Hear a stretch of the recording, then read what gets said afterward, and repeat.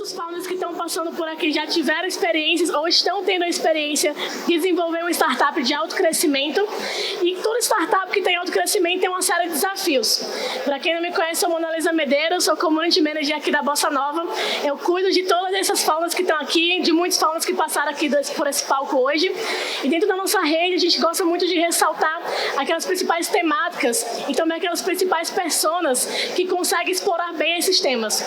No painel de agora, a gente vai falar sobre gestão de pessoas com 3 mulheres incríveis que eu particularmente sou fã. Cada uma delas faz parte de uma ponta do processo da parte de gestão de pessoas, desde a entrada, a manutenção e relacionamento com os funcionários, até mesmo o outbounding, que é a demissão humanizada. E aí, para a gente começar e vocês conhecerem um pouco mais sobre essas potências que estão aqui comigo hoje, queria que elas começassem se apresentando, falassem um pouco o nome e um pitch de 1 minuto sobre o que é que faz a startup de vocês, pode ser? Começa pela Cris? Vamos lá. Boa tarde, pessoal. Prazer imenso estar aqui nesse evento, dividindo esse painel com vocês, meninas maravilhosas. Depois de 2 anos, presencialmente, felizmente. Eu sou Cristiane Oliveira, podem aí me conhecer por Cris, pode me chamar de Cris.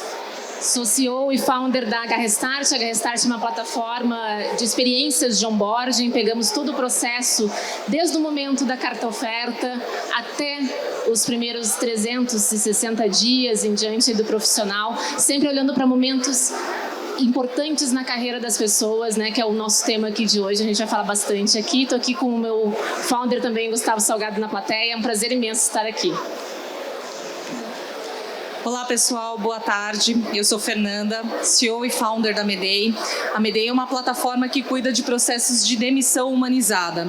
Nós realizamos todos os cuidados, desde o momento da comunicação, do desligamento dessa pessoa, toda a parte de agendamento, a parte da explicação das verbas rescisórias, entrevista de desligamento e assinatura eletrônica dos funcionários, dos ex-funcionários. É uma parte que muitas empresas deixam de lado porque sempre cuidam muito da parte de atração, a parte do onboarding, a parte da jornada, mas quando há uma decisão do desligamento, esse momento é extremamente negligenciado.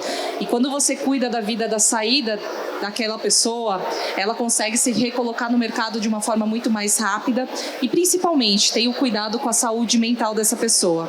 Então a Medei, ela trabalha hoje com grandes empresas e a gente vai ter um plano para atender as pequenas e médias empresas também.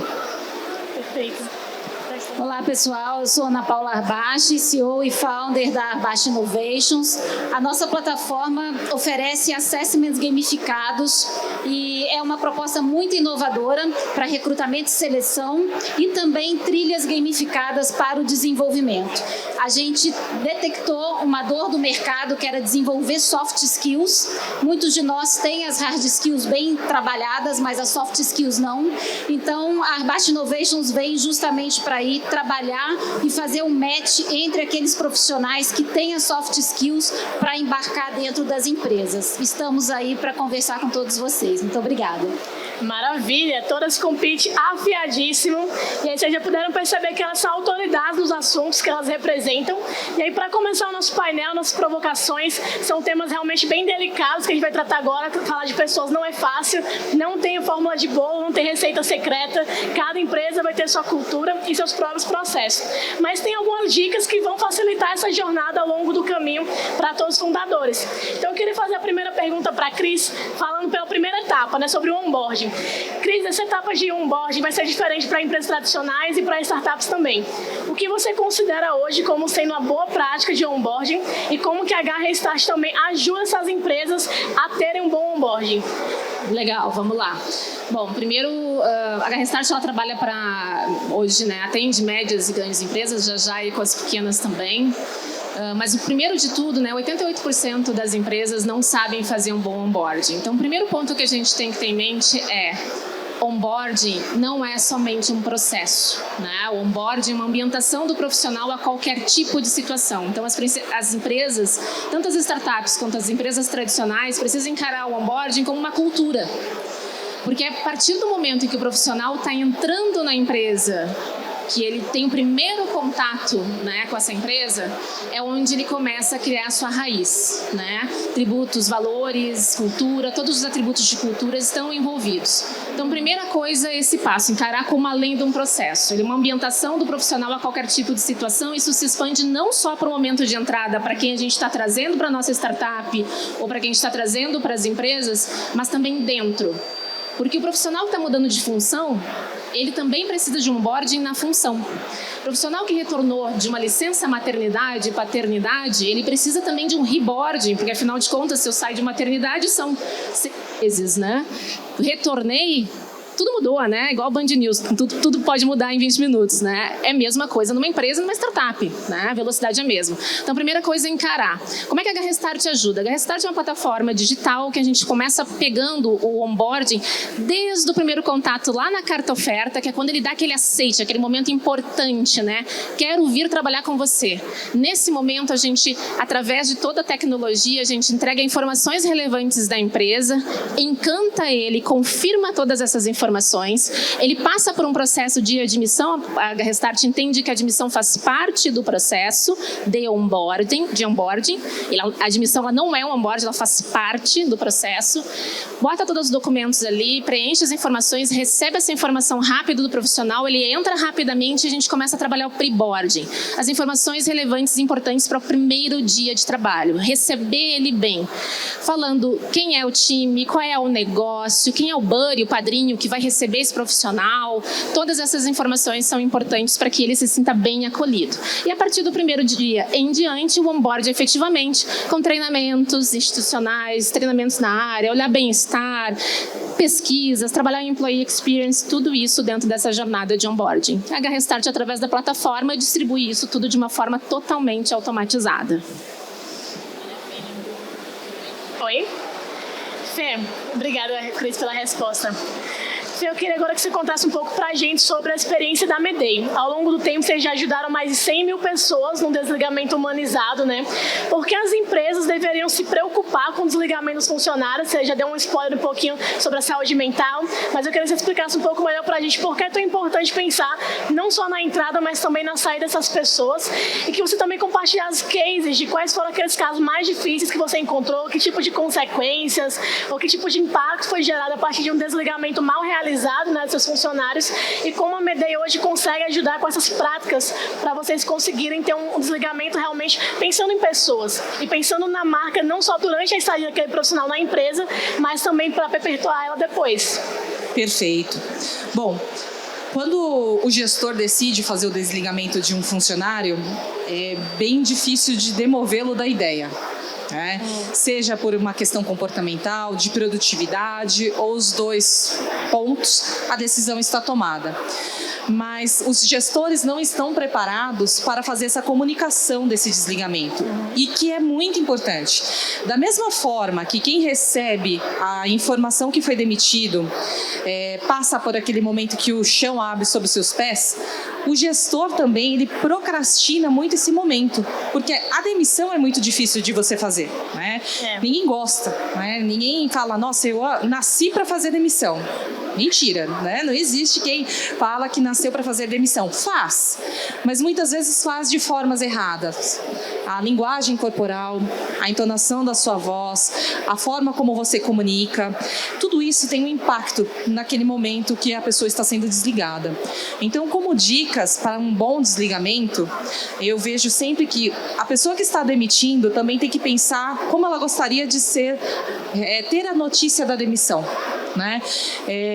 A gente precisa ter empatia e compaixão, porque do outro lado tem uma pessoa que tem família, que tem a comunidade em torno, tem os colegas que trabalham com aquela pessoa, e o impacto da notícia não é só para aquela pessoa, é para todo mundo que está ao redor dela, né?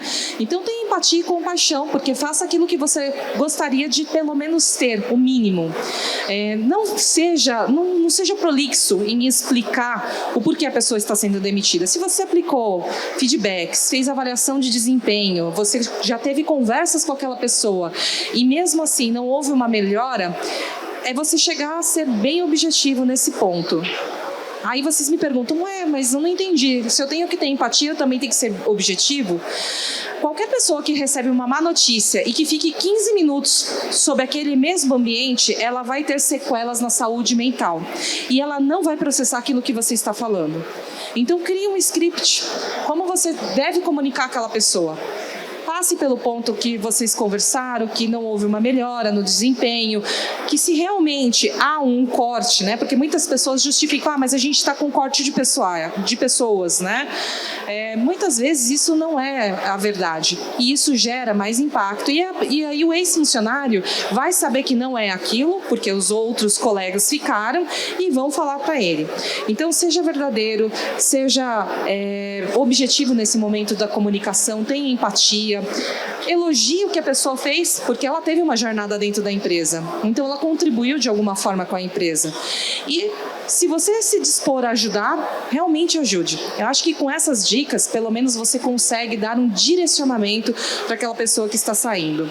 A Medei já pegou vários casos complexos, casos de uma pessoa que foi demitida naquela semana, a casa do funcionário tinha pegado fogo, a mãe morreu, o gato morreu, perdeu o documento, enfim. A pessoa já estava extremamente fragilizada e foi demitida. A empresa poderia ter segurado uma semana, pelo menos para a pessoa se recompor, a pessoa que tinha acabado de voltar do velório da mãe. Isso é muito ruim. Isso não é só para a vida da pessoa. Imagina os colegas de trabalho. Todo mundo vai ficar pensando, poxa, mas e quando chegar a minha vez? Será que vai ser assim? Né? Então esse é um cuidado que a gente precisa ter com pessoas. Já teve casos que saíram na mídia de uma determinada empresa que desligou pessoas através de pop-up, né? Foram uma grande quantidade de pessoas. Não precisava ser daquela forma. Foi desumano no meio da pandemia. A gente entende que uma empresa ela tem a relação com os custos, mas a relação de pessoas é muito importante. Perfeito. Realmente, quando a gente para pensar sobre o processo de entrada até a saída de uma pessoa, um funcionário da sua empresa, realmente a gente pode perceber e fazer até umas analogias com casamento, né? A Cris estaria ali naquele momento do investimento para casar, você vai paquerar, você vai noivar, você vai casar.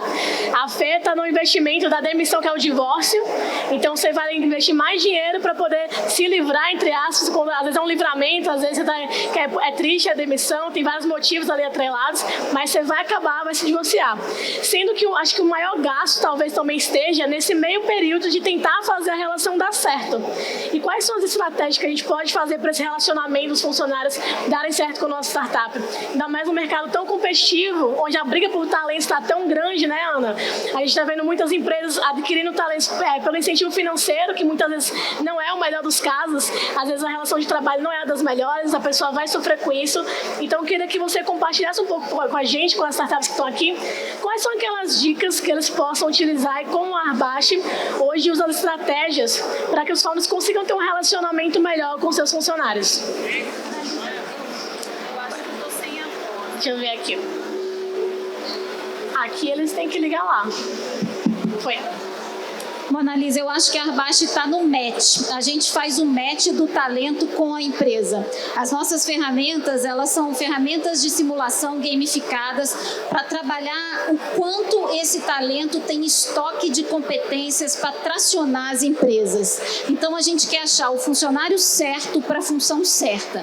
Através das nossas ferramentas, a gente consegue ver se ele tem inteligência emocional, tomada de decisão, resolução de problemas complexos, e tudo isso ajuda a fazer a melhor escolha daquele talento. Fora isso, o gestor consegue também entrar no painel de analytics e olhar quais são aqueles talentos que estão prontos para cada jornada. Por exemplo, agora na pandemia, muitos gestores queriam talentos que conseguissem tracionar uma jornada ágil.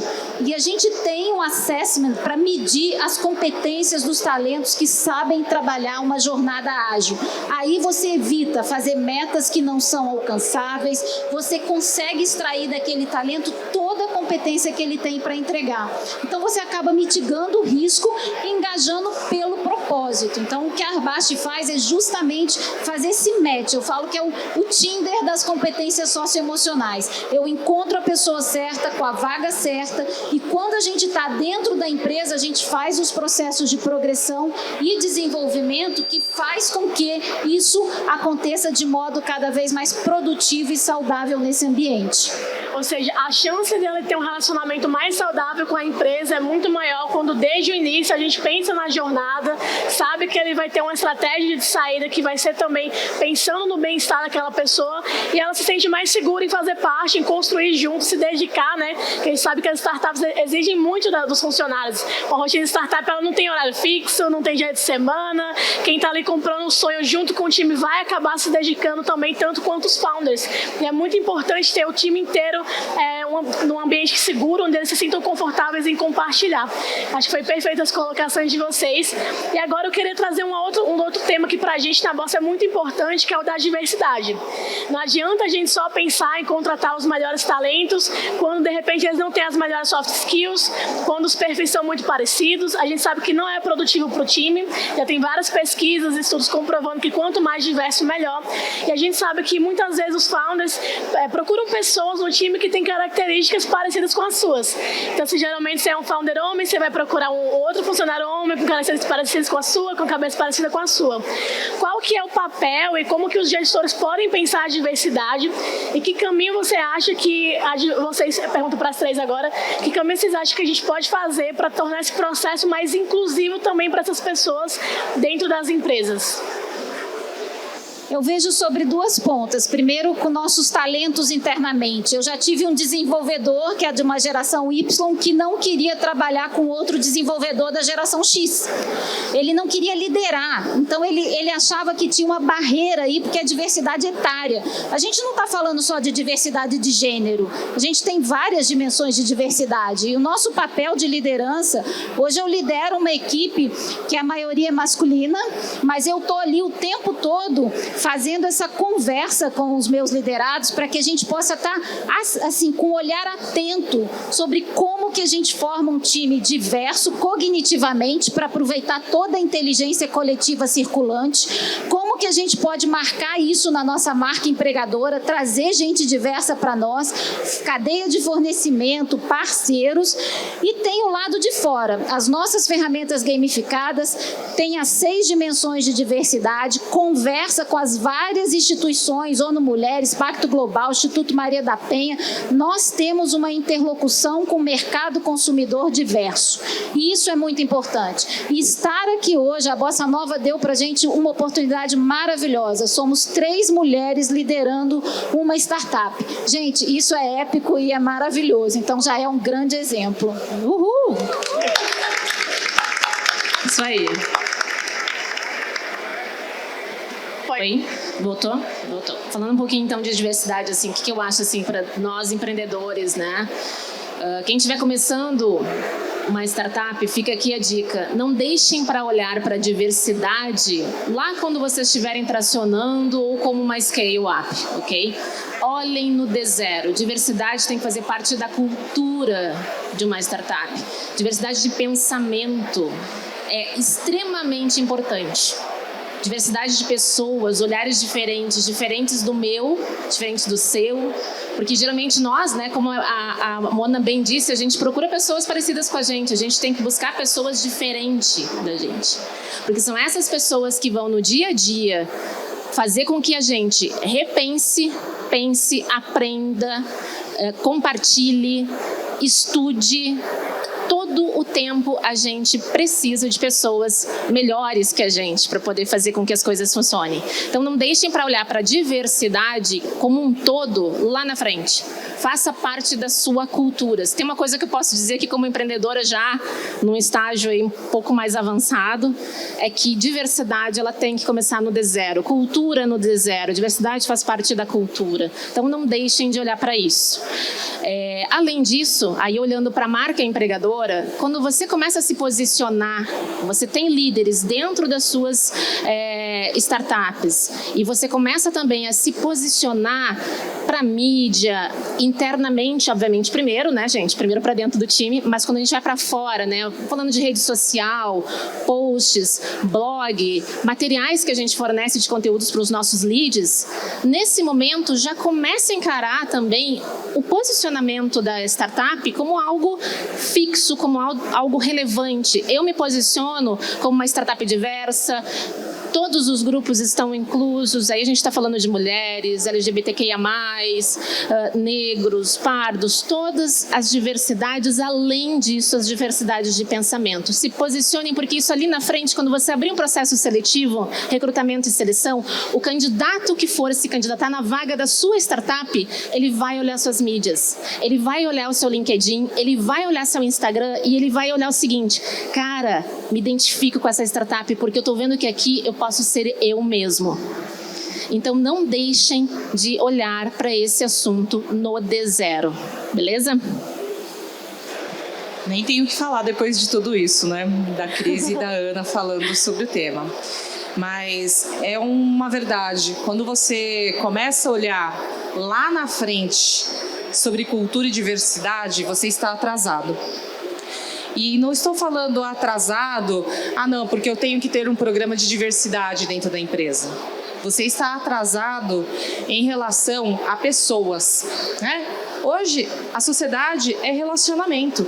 E quando você não abre oportunidades para pessoas LGBTQIA+, né? Quando você não abre oportunidades para negros, quando você não abre oportunidades para mulheres, mulheres com filhas, mulheres que saíram, né? Estavam em reclusão e precisam de uma oportunidade, tanto mulheres quanto homens que precisam de oportunidade, você está atrasado como função social. E a empresa, ela tem sim uma função social. Nós precisamos de pessoas ali trabalhando, executando, entregando, isso é óbvio. Mas lembre que vocês têm uma função social, vocês ajudam pessoas. E é isso que move o mundo, vocês ajudarem pessoas. E a diversidade, quando você começa a pensar na diversidade de experiências, de vivências, você vai ver o quão rico a sua empresa vai se tornar. Porque as pessoas, elas não vão fazer só para pagar boleto. Todo mundo paga boleto, bem-vindo à vida adulta, né?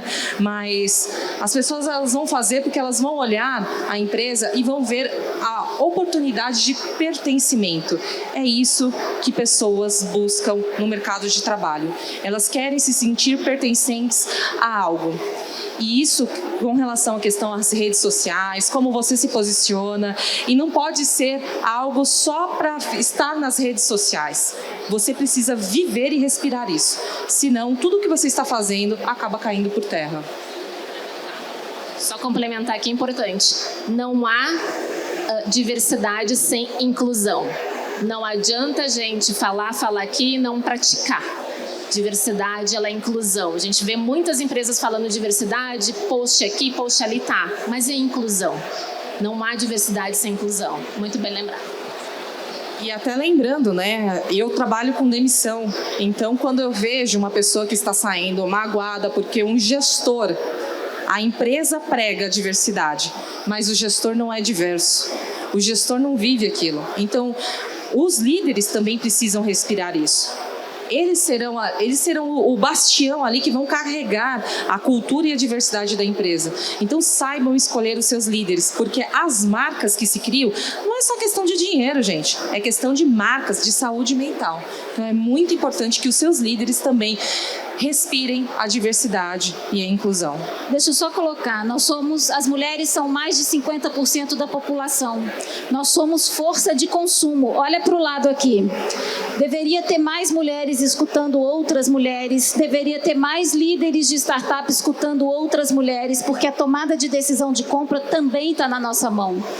Quanto mais a gente olhar para a diversidade como força de consumo, os trilhões de dólares que tem aí voltados para a mulher, para pretos e pardos, para a diversidade etária, muitos dos gestores não estão de olho. Cadê as 50 mais, né, que são a força de consumo do futuro? Diversidade é dinheiro. Quanto mais a gente se apropriar desse conhecimento, mais oportunidades de negócio a gente tem. Ou seja, não é só cool, não é só modinha, é realmente mais produtividade, é mais dinheiro, é mais diversidade e mais inovação acontecendo dentro das empresas, né? E aí você falou uma coisa muito interessante agora, já vou pegar o gancho que é sobre o recorte de mais mulheres fundadoras aqui. A gente na Bossa sofre muito para encontrar female founders. Hoje o portfólio da Bossa é o maior de mulheres no nosso portfólio, são 31%. O ecossistema brasileiro de startups hoje mapeia 12,6% mais ou menos, obrigada para a Bossa inteira, de mulheres female founders, sendo que a gente não está satisfeito com esse número. A gente precisa promover, provocar para que mais mulheres conheçam sobre esse mercado. A gente precisa trazer mais mulheres no palco para que mais mulheres que estão aí assistindo, caramba, ela conseguiu, talvez esse meio também seja para mim. Talvez a minha trajetória se conecte com a da Ana, com a da Cris, com a da Fernanda, e eu consiga aí ver uma porta para mim também nesse mundo. E uma das nossas preocupações quando a gente fala sobre lentes de gênero, de dar oportunidade para que mais mulheres tenham acessibilidade para adquirir o capital, que a gente sabe que não é fácil adquirir capital nesse mercado que é tão competitivo, ainda mais quando você é mulher empreendedora, que você é mãe, que você tem uma série de atividades que normalmente os homens não dividem aquele mesmo tempo de atenção para aquilo, e você muitas vezes é prejulgada por essa sua, entre aspas, situação, que é natural de todo ser humano e muitas vezes não é vista dessa maneira. Então eu queria que vocês comentassem um pouco pra gente. Como que tá esse cenário para mulheres empreendedoras? Tem muitas dificuldades, mas também tem muitas oportunidades ainda. Como que vocês veem o mercado hoje para mulheres que estão querendo começar a empreender ou estão iniciando aí nessa jornada? Empreender por minha demissão, né? Então, eu era casada, desempregada, sem dinheiro, negativada no Serasa. Então, tudo bagunçado, né? Com várias dívidas ainda, né? De apartamento, você acabou de casar, né? Pagando apartamento, festa, entre outras coisas. E quando eu comecei, eu não tinha Júlia, né? E o mais engraçado é que quando eu busquei investimento, eu já era mãe. E a preocupação de algumas pessoas que estavam interessadas em investir na Medei é se eu daria conta da Medei e da minha filha. Isso não é uma preocupação do fundo, isso é uma preocupação minha. Eu que vou ter que saber, né, qual é o rolê que eu vou entrar, o que eu vou fazer para cuidar da minha filha, né? E isso, geralmente, acaba espantando as mulheres para pedir investimento, porque elas entendem que não é o lugar delas. Elas entendem que não é o lugar de fala. Ah, não vou pedir investimento, eu não consigo. Elas olham um venture capital muito distante, porque as primeiras experiências, quando elas vão buscar investimento, são essas.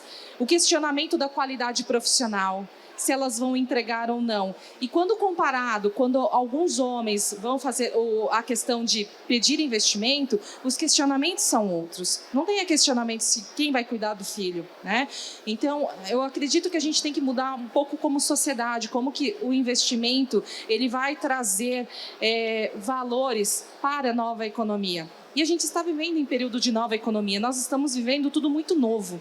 Então, eu acredito que as mulheres elas precisam, sim, elas terem conhecimento de métricas, saberem sobre o seu negócio, falar com propriedade sobre o seu negócio, não ter medo porque é uma empresa de tecnologia e você vai pedir dinheiro para o Venture Capital.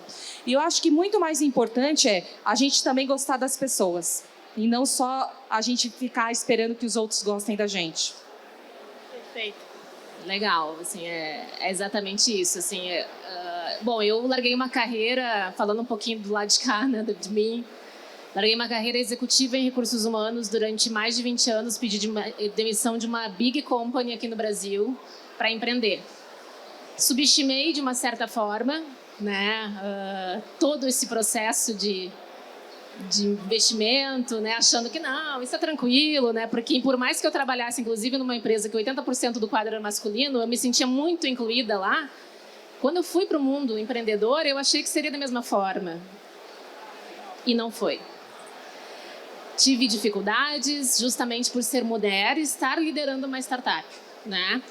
Então, acho que a primeira coisa que a gente tem que fazer, e aí olhando para as mulheres, né, a gente tem, você botou muito bem, a gente tem que conhecer muito do nosso negócio, a gente tem que também se impor e mostrar que o nosso valor, até porque a gente tem estudos infinitos aqui que mostram que negócios liderados por mulheres aí dão retornos magníficos, né? Então, a primeira coisa é a gente não se intimidar. Segundo, é se apoiar em redes que, de fato, vão fazer diferença na nossa jornada. né? Isso para mulher e para homem, né? Felizmente, eu lembro muito bem do dia que eu fiz o pitch para o Bossa, e foi durante a pandemia. Estava eu, uma única mulher, numa sala de 25 homens, me olhando. Fui aprovada, enfim, tudo certo, mas foram muitos respeitosos comigo. Então, acho que o Bossa tem essa característica, né? Espero que agora nós tenhamos mais investidoras também, para que não tenha uma sala com 25 homens, como foi comigo, né? Mas o Bossa foi extremamente respeitoso, o João, enfim, toda a equipe.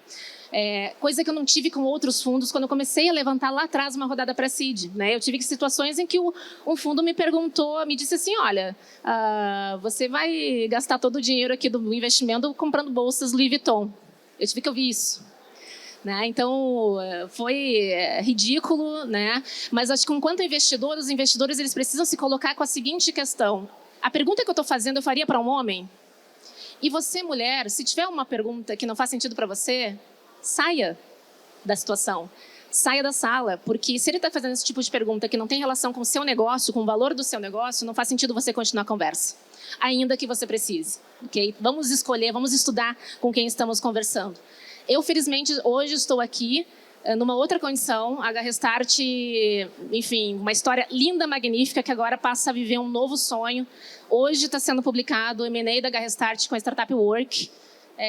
Nós fomos vendidos, adquiridos pela Work, então passamos agora aí, né, por um outro estágio, né, sonhar um sonho que já era nosso grande, enorme, agora maior ainda aí com a Work, onde a gente trabalha aí toda a jornada completa de todos os profissionais. Então, motivo de orgulho para a gente, e agradeço aí demais o Bossa aí pela oportunidade, essa jornada aí que foi ainda que curta, mas foi muito respeitosa e muito feliz por ter chegado até aqui como mulher e à frente de uma startup de sucesso. Ai, que incrível. A gente fica muito feliz também de ter vocês. Como eu falei pra Cris hoje, gente. Toda vez que uma founder anuncia uma saída pra gente, eu fico feliz e triste. Feliz que parabéns, deu sucesso, deu certo. A gente vai voltar como palestrante agora. E triste porque no dia a dia a gente vai se falar menos, né? Próxima vez eu venho aqui pra falar de M&A, gente. Então já posso falar de M&A com vocês. Vamos pro palco corporação. Vamos pra outro palco. Vamos pro palco anjo. Volta como investidora. Que na Bossa a gente também fomenta muito esse ciclo inverso, né? Reverso. Pra gente poder também voltar a retroalimentar o ecossistema. Founder teve sucesso, apoia outros founders, vira investidor e começa a fomentar também com o seu smart mais do que o money, que o money hoje em dia é muito fácil conseguir, difícil mesmo é um smart qualificado. E agora a Cris entra para esse time aí que já conseguiu ter esse sucesso. E quero muito poder fazer parte disso. Vamos embora. Ana. Tá ligada? Hoje o Thiago começou de manhã no palco principal falando qual a diferença do empreendedor para um doido, né? É total a diferença. Eu acho que quando eu comecei a empreender, eu acho que eu sou a mais dinossauro de todas elas aqui. Era dos anos 2000, bolha da internet.